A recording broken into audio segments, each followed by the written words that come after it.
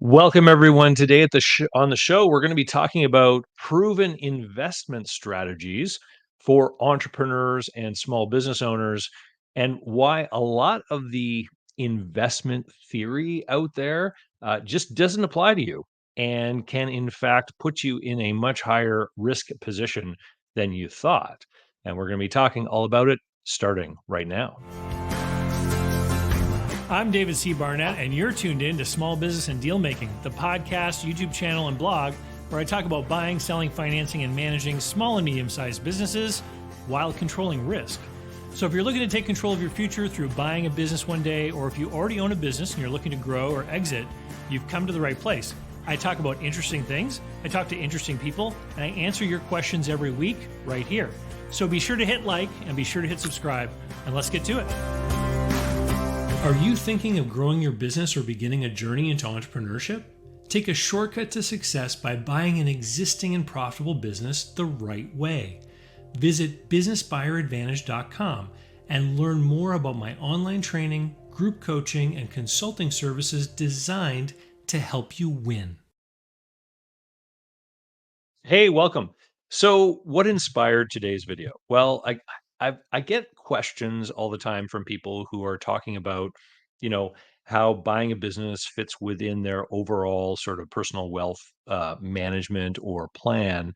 And I've had a lot of conversations with successful longtime business owners and people who've gone through things like business failures before, and then gone on to build successful business afterwards, right? And I've sometimes those conversations blend over into things like, what do you do with your money that you've earned? How do you invest your money? What are the right strategies for you? What are the considerations, etc.? And the other day when I was on one of my morning walks, I was listening to a podcast, a small business podcast, and a question was asked of an entrepreneur. What would you do if someone handed you some extra money? And the person went on to list like a bunch of tech stocks that they would buy. And the reason why they said that they would buy these tech stocks was because that they had recently, over the last couple of years, made a bunch of money with them. And so they were kind of like, the expectation was that since I've made a bunch of money with some of these high tech names, that I will continue to do so. Then I'm just going to put more money in and make money with this. And I was thinking about it during my podcast, and I was like, or during the walk, and I was just thinking to myself, wow, this is completely incongruent with the thought process that I've encountered in talking with people that are business owners that have been, around for a while and maybe have some experience with markets and investing. Maybe they've been through a couple of market downturns, like I have. I'm almost 50, and so I've seen what happens in the markets, and I've experienced it myself. And as you sort of get older and more experienced, your ideas about where you put your money and how it's treated, et cetera, kind of change over time. And so I wanted to dive into that today and give you guys some nuggets to think about that you will not hear when you're out there interacting with other kind of personal finance stuff. And if you are a business owner or you plan to be a business owner one day, you may not want to adhere to the same advice that is being given to people that have a job. Because, as we're going to get into, you're not at all in the same position as those people. And so, the very first thing that I want to talk about in today's video are two bits of vocabulary. So I want to actually address what investing means versus speculation. And and it's a very nuanced sort of difference, and we can even get layers down below the surface. So according to my definition, investing is when you put money into something and you get some kind of return back out of it that warrants the risk that you're taking. And so a lot of the times on this channel, when we're talking about buying a small business, this is exactly what we're talking about. We're talking about, how much cash do I put in? What kind of cash flow is going to come out of it? And does this make sense with respect to the risk that I'm taking? So to me, that's an investment. Now, you can invest in a publicly traded stock, right? You could find a company that's doing well and they're paying a dividend, and you say, "Hey, I'd like to own a piece of that, and it's going to give me a rate of return." You can buy a guaranteed deposit at a bank, a CD. You can buy a government bond, and the same sort of thought process applies. that you're putting some money in, you're going to get some kind of rate of return out, and and and so you're trying to put your money into something that is in some way, shape, or form productive in some way that is allowing whatever that thing is that you put your money into to then have this cash flow come out of it. So in the world, if you're buying a stock of a publicly traded company, that business is going to use its capital to generate profits by serving customers, and that part of that's going to come back to you. If it's just government bond, then you're just investing in the future cash flows from taxpayers, right? So the government's financing something that has to do or whatever, and they're going to assign part of that back to you. So that's an investment in my mind.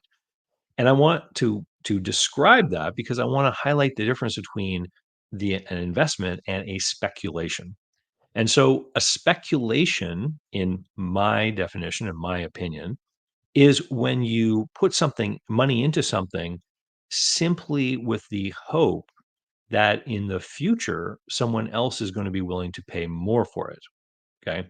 And so here's the big difference is that with an investment, there's some sort of productive activity going on, some kind of value generation within that thing that we're going to call the investment. With speculation, there is not.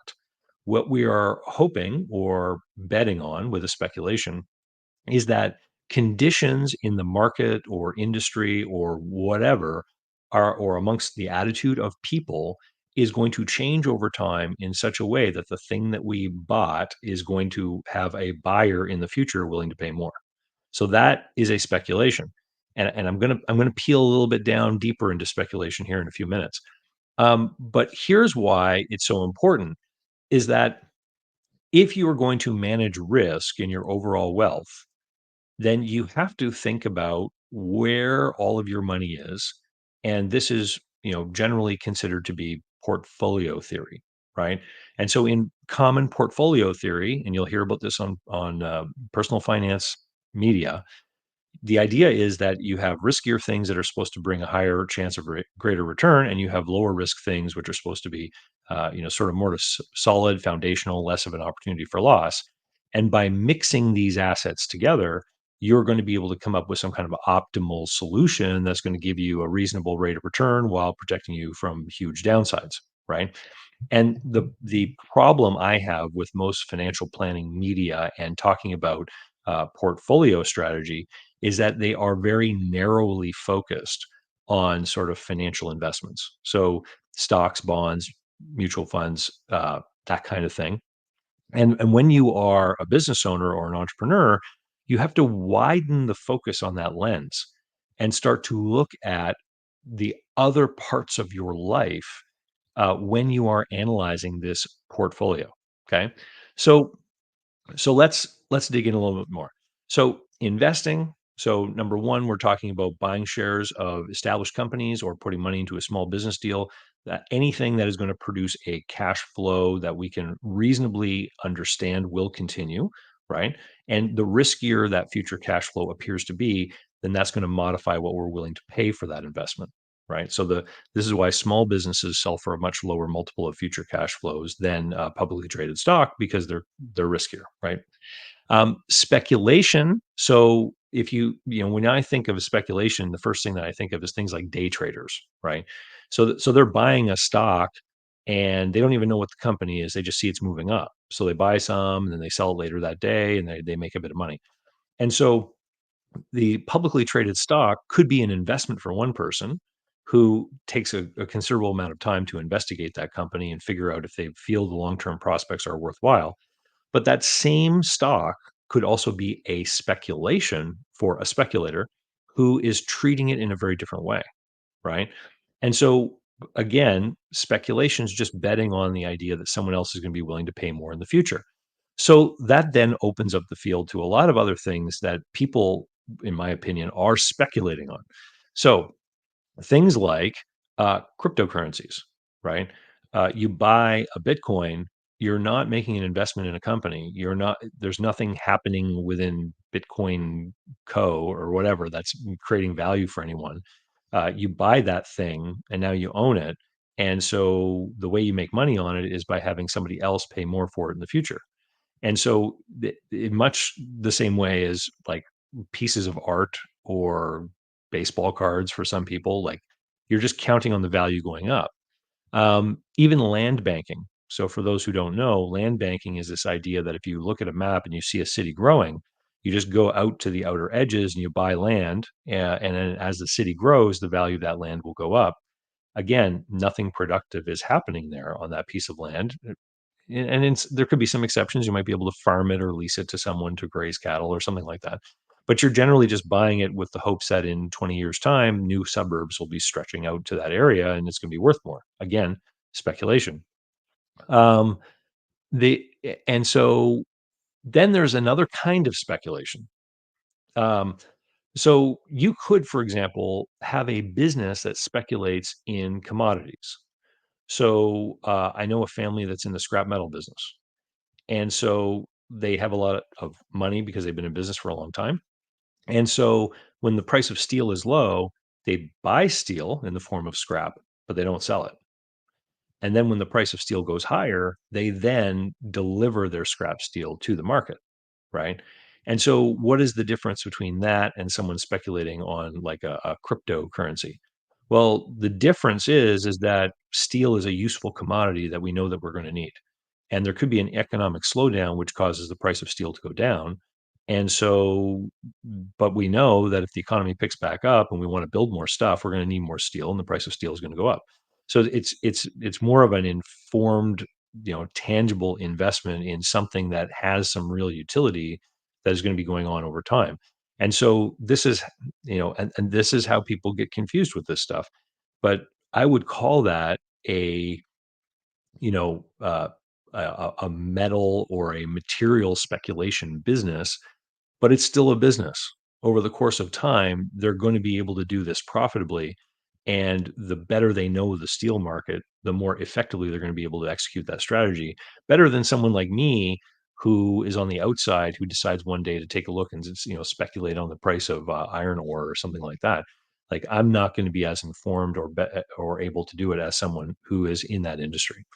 So um, another interesting example I'd like to give is Toronto condos. So for the last several years, up until about 2022 or so, with interest rates being really low, you could basically buy a small condo in downtown Toronto, and the price just kept going up. And people were actually buying these condos, and they were cash flow negative, meaning that the rent they could collect from renting them out would not cover the carrying costs and all the other expenses. So people were buying these condos and losing money on them every month from a cash flow perspective, but the value was going up so much that people still thought they were being smart investors, and they were literally speculating on these condos on the price going up. When the interest rates changed and they started to go higher, all of a sudden those losses started to grow. And as the monthly losses started to grow, as people's mortgage renewed and stuff, uh, people no longer wanted to engage in that speculative activity. And now what has happened? Well, there's headlines saying that the supply of condos in downtown Toronto on the market has never been as big as it is today. So there's all kinds of people that want to sell, but the speculators have left the market. They are no longer buying. There are buyers in the market, but they are investors, right? And so they're only willing to buy those condos if they are cash flow positive. And right now, there's a huge gap between the price that the speculators maybe have paid or really want to get and the price at which the rents collected will turn those condos into cash flowing assets. And so, who's going to blink first, right? And so this is another example of speculation versus investing. If someone really needs to get out of one of those condos and they're willing to sell it at a price for which it will cash flow, I have no doubt that someone will buy it because at that point it makes sense for someone. It's going to create a positive cash flow. So let's bring this within the context of the small business owner or the entrepreneur. So owning a small business is extremely risky. This is why they sell for such low multiples of cash flow. And the cash flow can be unpredictable. Success can depend upon market conditions, government regulation, competition, many uncontrollable factors. And this is what makes it so risky. There is a fellow by the name of John Exter. He created something called Exter's pyramid of liquidity back in the 1950s. It's an upside down triangle. And he describes that in times of crisis, people try to exchange riskier assets for more stable assets. He put gold at the very bottom of that pyramid. Back in those days, the currency was gold backed. And he put small privately controlled businesses at the top of his upside down pyramid, meaning that they were the riskiest asset because they had liquidity risk. They were subject to all these things that I've just mentioned. And so when you are an entrepreneur and you're thinking about portfolio strategy, I talked earlier about how you have to extend the focus or widen the focus of what you consider your portfolio. You have to put your business in your overall portfolio. And so now we're talking about a hugely high risk asset that is now part of your personal portfolio. Okay. And so when you're thinking about, your stock market or bond or other investments, then you have to consider that we've got this one giant, usually from the perspective of most business people, a huge, giant, high risk thing. And then you've got this other stuff, right? And so if you've been building a portfolio based on what you hear from personal finance people and you think you have a balanced portfolio, guess what? You're not balanced because you've got this giant risky thing that is also within your sphere of your assets, your personal wealth. And so, what does that then lead me to? Well, there is a strategy for business for people that want to invest, which is called a barbell strategy. And the barbell strategy basically says if you're at the extremes, you have an asset that is extremely, extremely risky, like a small business, then the other part of your money should be in something that is extremely low risk, like high interest savings accounts or something, or like bonds or something like that, right? So you've got this you don't have anything in the middle.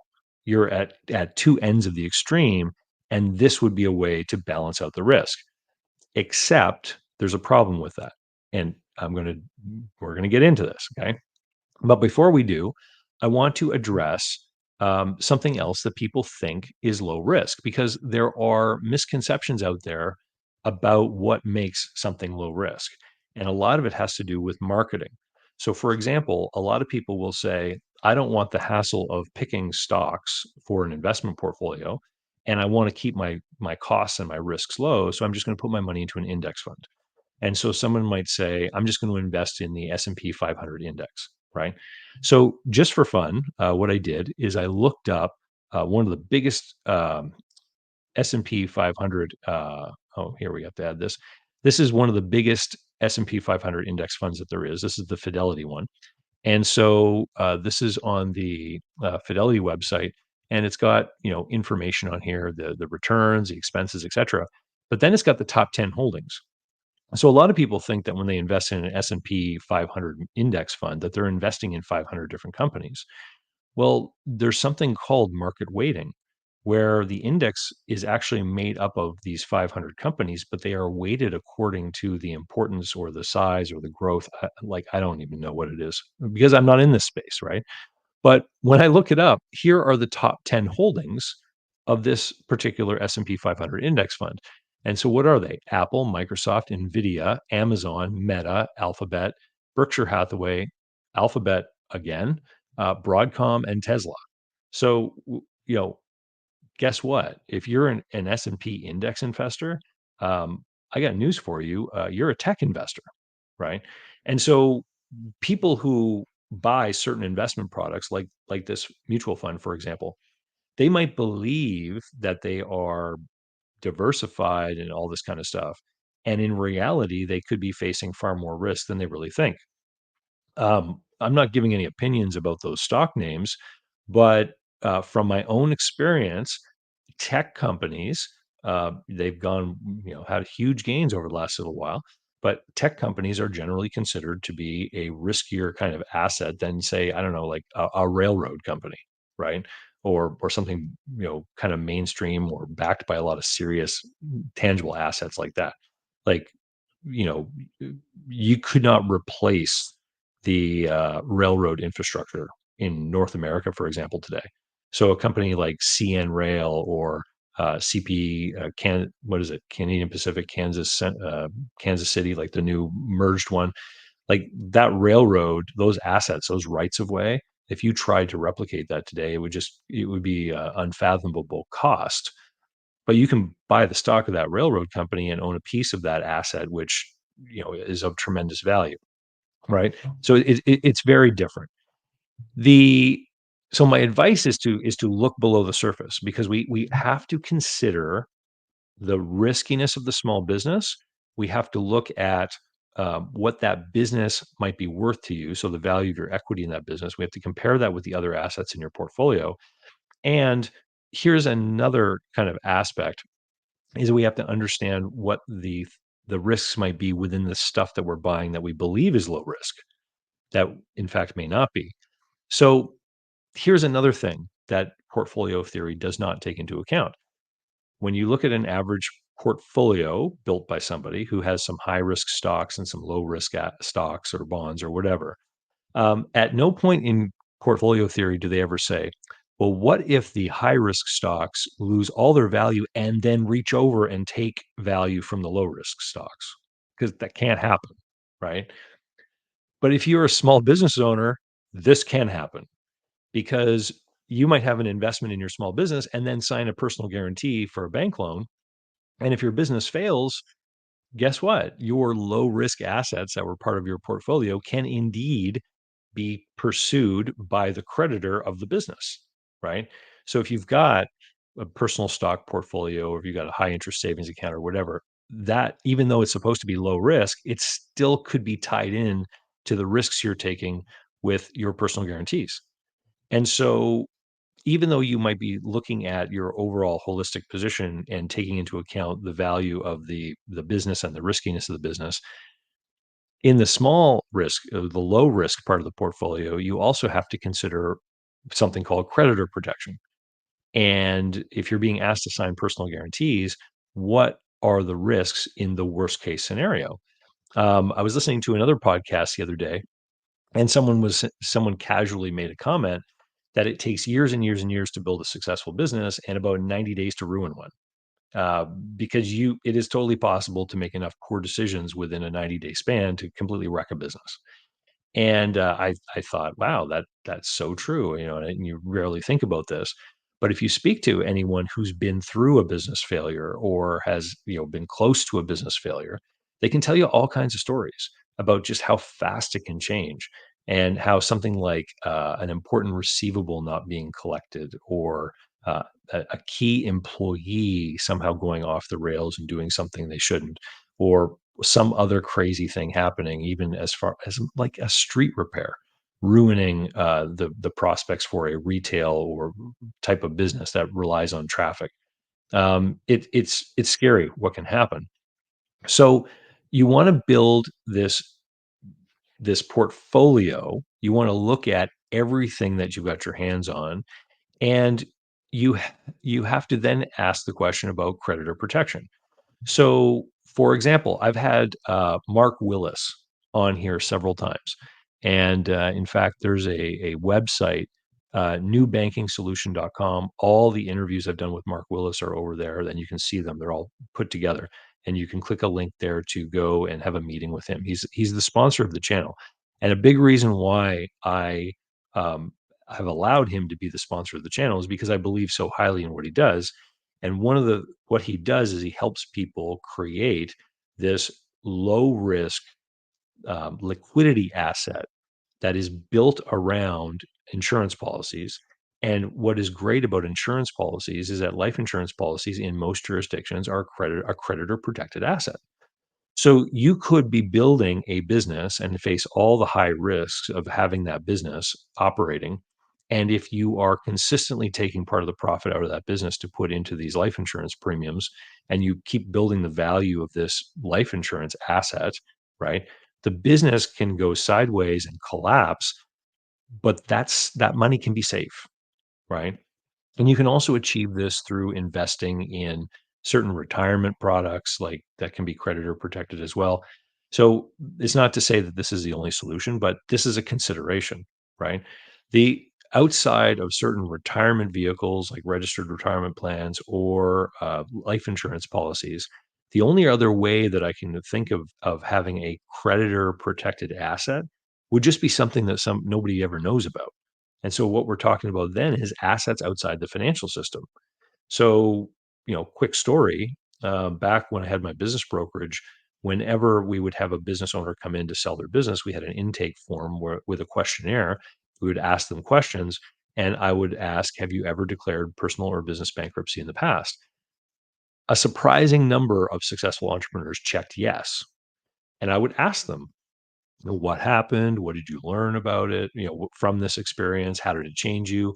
A lot of these entrepreneurs who faced business failure earlier in their lives use that experience to build successful businesses later in their lives. Okay. So they learned from the mistakes that happened. But one of the comments that one of the guys said to me was just absolutely crazy. He said, "What I learned in bankruptcy is that the trustee never asks about your Krugerrands." And I didn't know what a Krugerrand was. And so I ended up having to look it up. And a Krugerrand is a South African gold coin. And so he literally was telling me that he had been acquiring these gold coins. And when he went through bankruptcy, he like kept it a secret. And so that would be an example of an asset outside the financial system. It's not recorded anywhere, right? And I happen to know someone who's a precious metal dealer who tells me all the time about the stories of small business owners that he deals with who come and buy gold coins, not typically Krugerrands, but like Canadian gold maples and US gold eagles and all these other coins. And they're acquiring assets that are not recorded anywhere. And they hold them in physical state. And the idea, I guess, is that if something goes wrong, this is like a seed money for whatever the next thing is going to be. So, you know, you're probably supposed to declare that if you go into bankruptcy, but whether people do or not, is probably another story. So let's get back to my talk track here. So we want to examine actual holdings. I gave the example of the mutual fund. We want to understand the possibility of contagion, which I've just talked about, and creditor protection. So um, adjusting your risk exposure over the course of time. As your business grows and you are profitable and successful and you get older, regular portfolio theory would tell us that as you get older, you are supposed to take more and more of your more and more of your investment is supposed to become lower and lower risk, with the idea being that as your time horizon to retirement shrinks, you want to take less risks with the possibility of loss or failure. And so, for an entrepreneur, how do you apply that idea within your portfolio, which includes this big risky thing called the business? And so, what I have observed is that as people get older and their business is successful, they take more money out of the business to put into some other assets. So, common assets, like I said, the life insurance policies, low risk things like high interest savings accounts, cash flowing real estate, small apartment buildings, things like that tend to be the things that I've seen entrepreneurs invest a lot in. Some of them do have, stock market portfolios, but I've never met a successful business owner who talks about how all their money goes into the stock market. And I think it's because small business owners are very much people who are about control and freedom and self-determination. And so they realize probably that if they buy a bunch of stocks in the stock market, that they're really putting their fortunes in the hands of other people making decisions at those other companies, or at the whim of like traders on Wall Street who can make moves that can affect the stock market that really none of you and I, small players, can have any real control over, right? And so I think they tend to look at investments that they can actually control themselves. So things like real estate.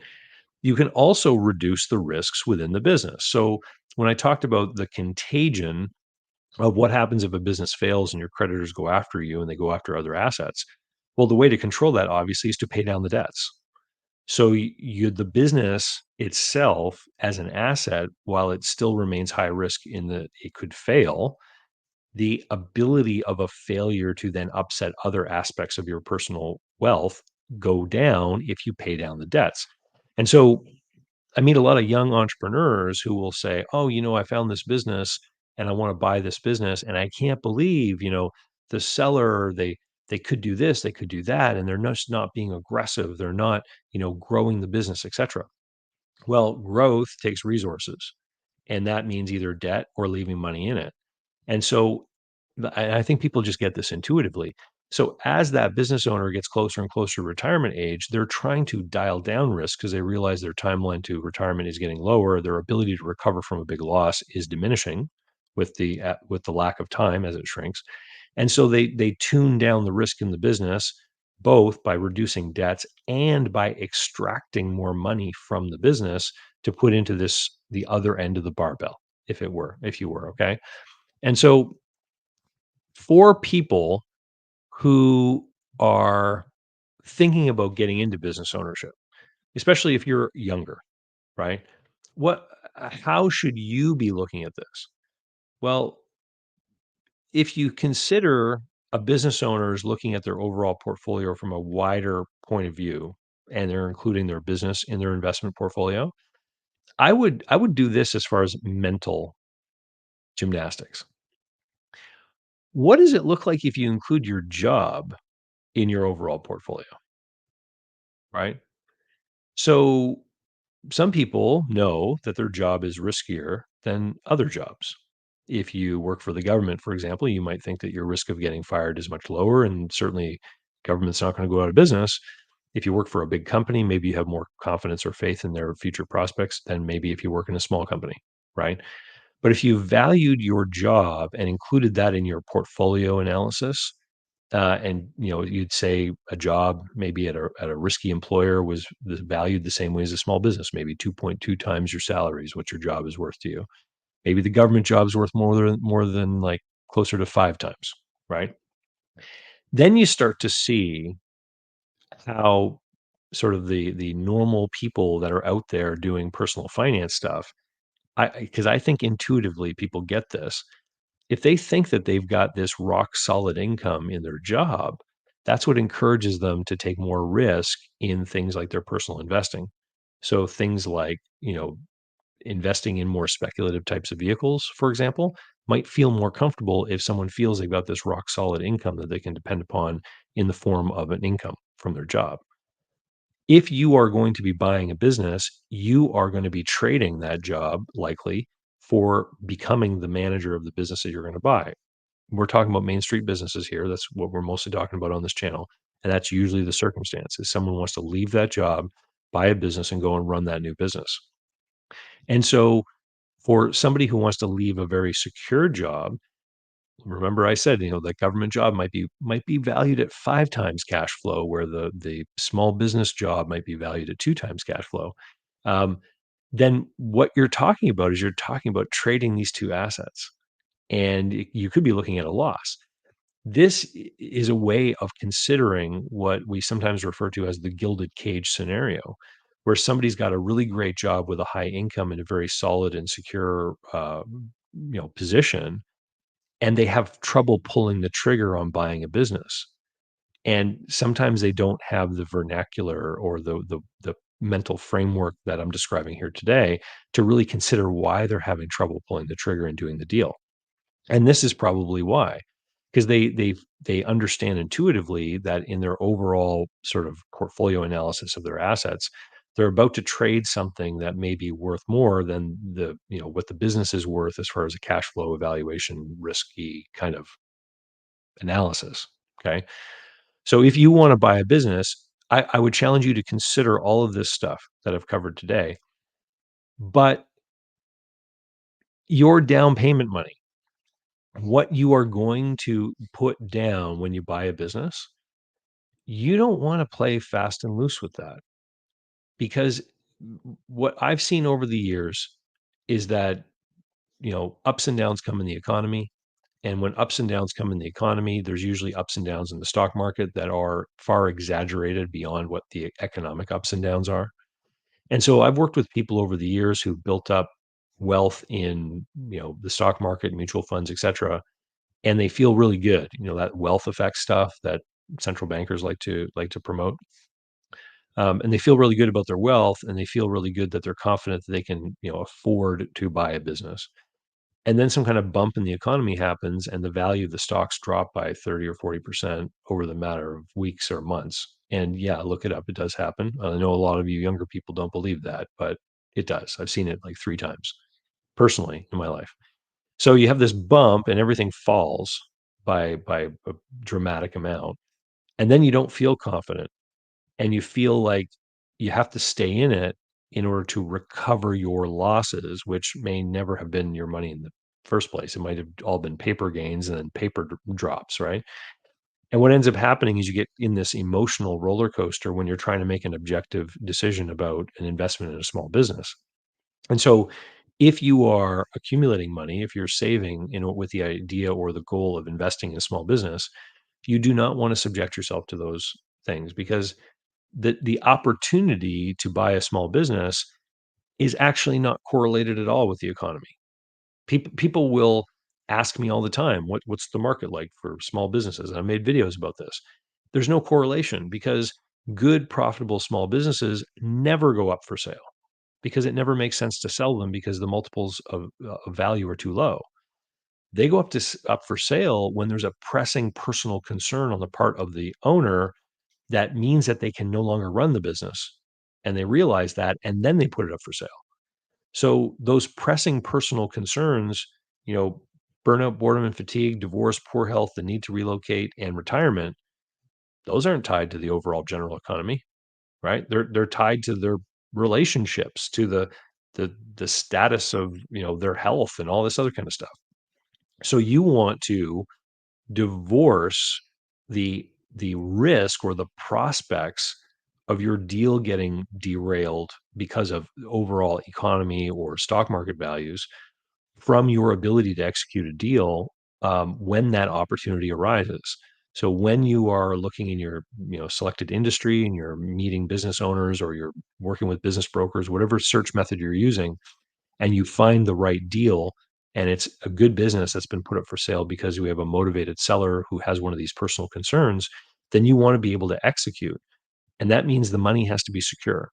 So you want to be doing one of these lower risk things, like just a high interest savings account, or one of those whole life insurance policies that I talked about that Mark Willis helps people with.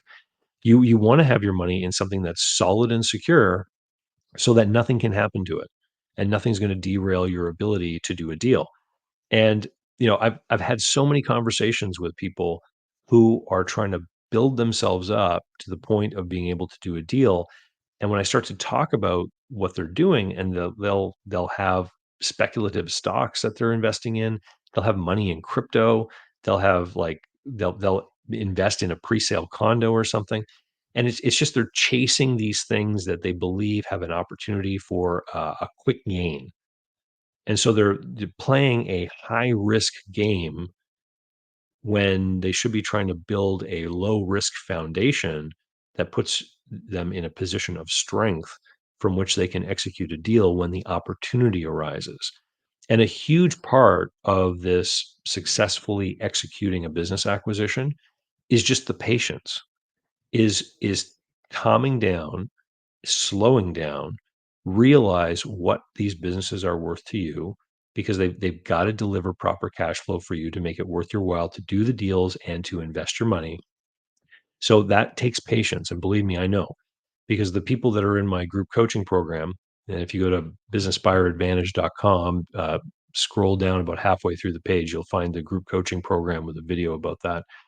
But there's people in the group coaching program who get very frustrated because they work hard to find deals, and then they, talk with sellers, and, maybe a broker has given them a skewed understanding of what their business is worth, and they think that they can sell it for a lot more than they can. And the person wants to buy the business. They really want to do the deal. Doing the deal is just the first part of this whole journey, right? The first part of this video, I talked about what successful entrepreneurs with good, solid businesses are doing with their money. In order for you to get from someone who wants to buy a business to get to that second part, being the owner of a multi-decade experience of owning a profitable cash flowing business, you not only have to do the deal, but you have to do a deal in such a way that you get to enjoy cash flows.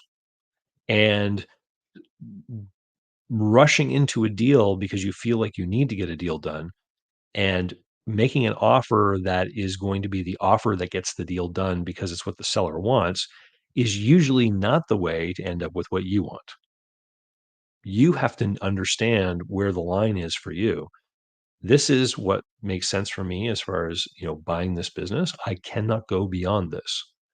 And having the courage and the fortitude and the patience to be able to step up to that line and not cross it.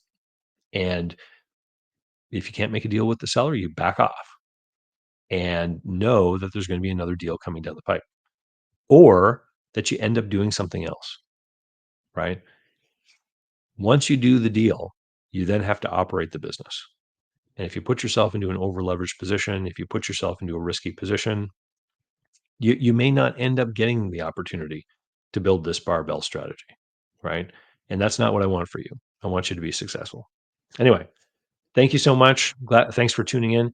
If you liked today's episode, please give it a thumbs up. Leave some comments down below. And if you think that I'm absolutely wrong about crypto or something like that, put your comments down below. I'm more than happy to reply to you and hear what you have to say.